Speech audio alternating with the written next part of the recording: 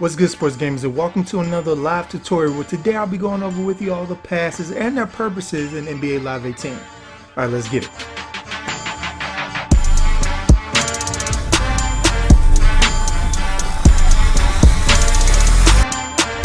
Gamers Online is the #1 source for the sports gamer. First up, I'm going to go over the basic pass. To do this, you tap X on your controller for PS4 users and A if you're on the Xbox.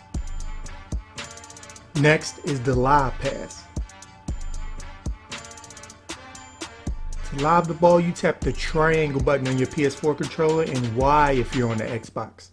Because of the high trajectory, it won't be as easy to steal by guys directly in the passing lane, and is an effective way to throw on the post a defender is fronting your big man.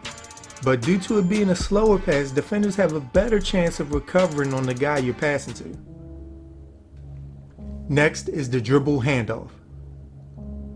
To perform a handoff, you hold the circle button on PS4 and B on the Xbox.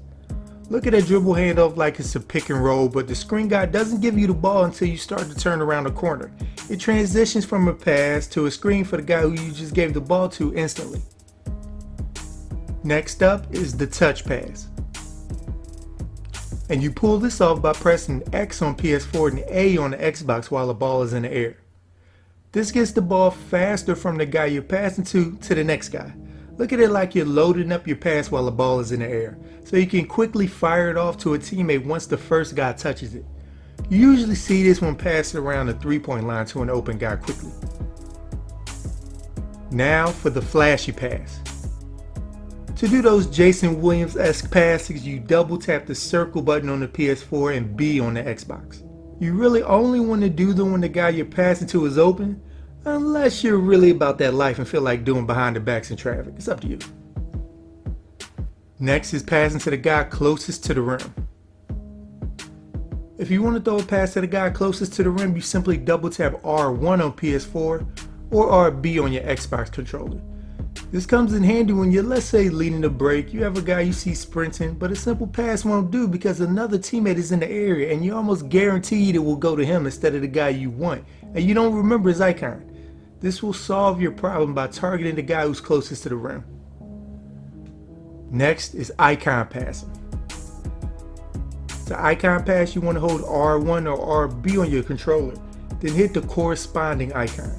This is a common method to make sure there's no confusion on who you're passing to. As you know, the game makes you pass to a teammate you didn't want just because they were in the area as the guy you wanted.